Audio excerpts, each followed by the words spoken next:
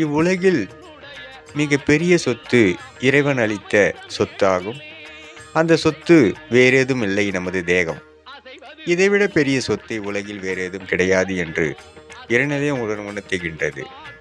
ஆனால் மனித நிலை நினைப்பது, பத்திரத்தில் பேர் இருந்தால் மட்டுமே எனது சொத்து நான் சம்பாதித்த பெரிய சொத்து என்று நினைக்கிறார்கள். அந்த சொத்தானது ஏற்கனவே பல பேரை பார்த்திருக்கும், மீண்டும் பல பேரை சந்திக்கும். ஆனால் அந்த சொத்து நிலையானது. அந்த பத்திரத்தில் இருக்கும் பேர் மட்டுமே நிலையற்றது என்று உணர்ந்தால், இறைவன் கொடுத்த சொத்து நமது தேகத்தை நாம் நன்றாக பார்த்து கொள்ளலாம்.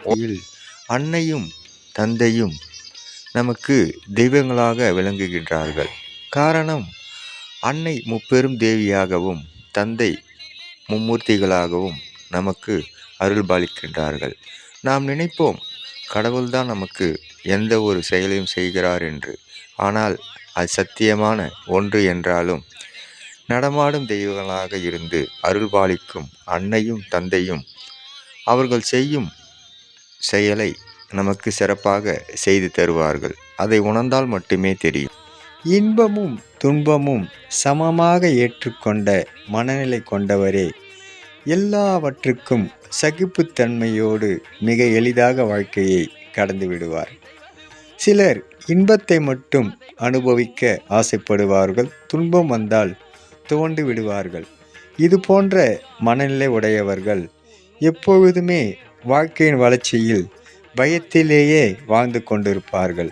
அதனால் இறைவன் கொடுத்த 2 கண்கள், 2 கைகள், 2 காதுகள் என்பது போல் இன்பமும் துன்பமும் இறைவன் கொடுத்தது என்று நினைத்து வாழ்ந்தால் வாழ்க்கையை நாம் சிறப்பாக வாழலாம்.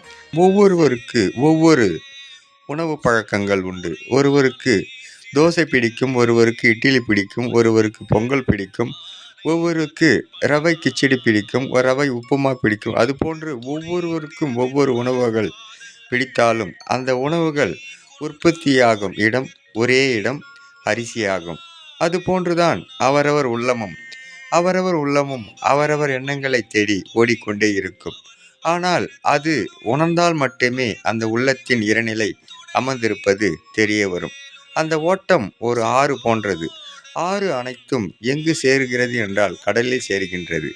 அதே போன்றுதான் இறைநிலையும் நம்மை சேரும் வரை நாம் ஓடிக்கொண்டே இருப்போம். உறவுகள் மேம்பட நாம் எதையும் எதிர்பார்க்கவில்லை என்றால் மேம்படும்.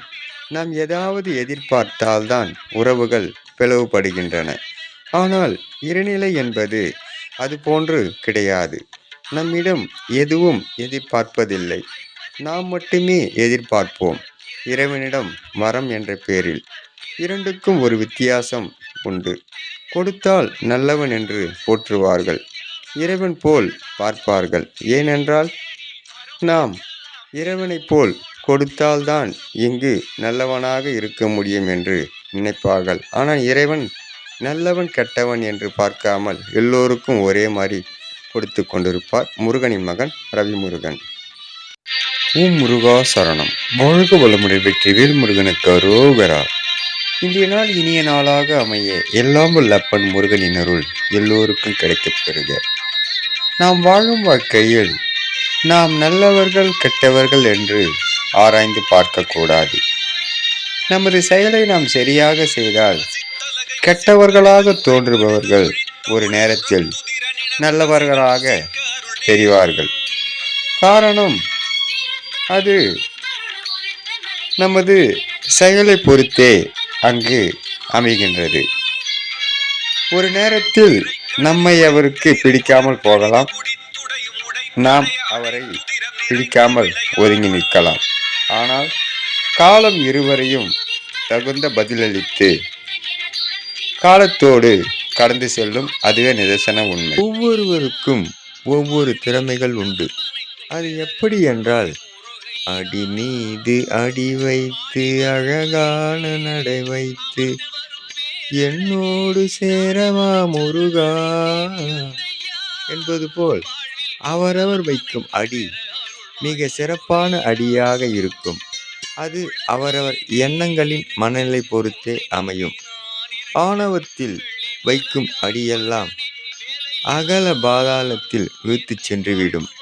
அப்பன் முருகன் வைக்கும் அடிபோல் பணிவோடும் பக்தியோடும் வைத்தால் உச்ச நிலையில் ஏற்றிவிடும். ஓம் முருகா சரணம். முருகனி மகன் ரவி முருகன்.